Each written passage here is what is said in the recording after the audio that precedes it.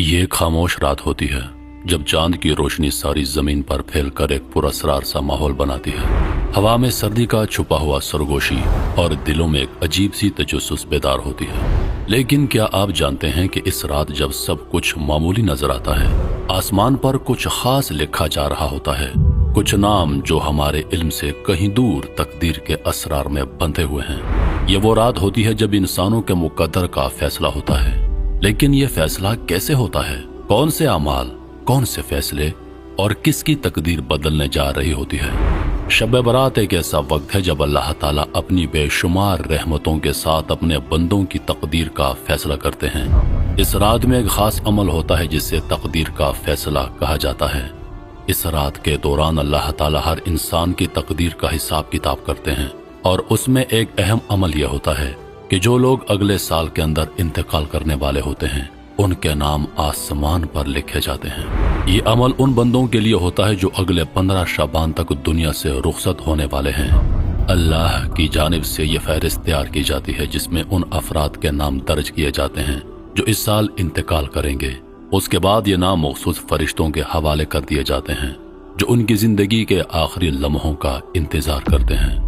इस अमल को कुरान और हदीस में भी बयान किया गया है, जैसे कि हजरत आयशा सिद्दीका रजी अल्लाह ताला अन्हा से रिवायत है कि हुजूर पाक अलैहिस्सलातु वस्सलाम ने फरमाया, अल्लाह ताला इस रात में आसमान पर नुज़ूल करते हैं और अपनी मर्जी के मुताबिक बंदों की तकदीर का फैसला करते हैं और जो कुछ उनके लिए मुकर्रर होता है वो लिखा जाता है।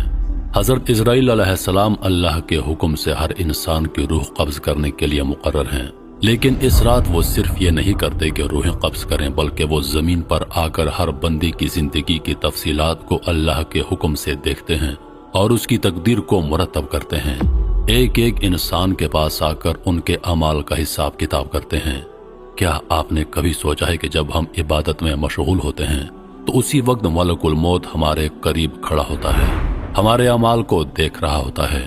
वो हर नमाजी के पीछे खड़ा होकर उसके अमाल का रजिस्टर खोलता है और उसके नेक अमलों को लिखता है। मस्जिद के दरवाजे के बाहर खड़ा होता है जहां वो देख रहा होता है कि कौन बंदा अपने रब की रजा के लिए इबादत में मशगूल है और कौन उससे गाफिल होकर गुनाह में डूबा हुआ है। जब कोई गुनाह करने वाला बंदा अल्लाह की नाफरमानी करता है, मलकुल मौत का कलम उसके गुनाहों को अपने रजिस्टर में दर्ज करता है।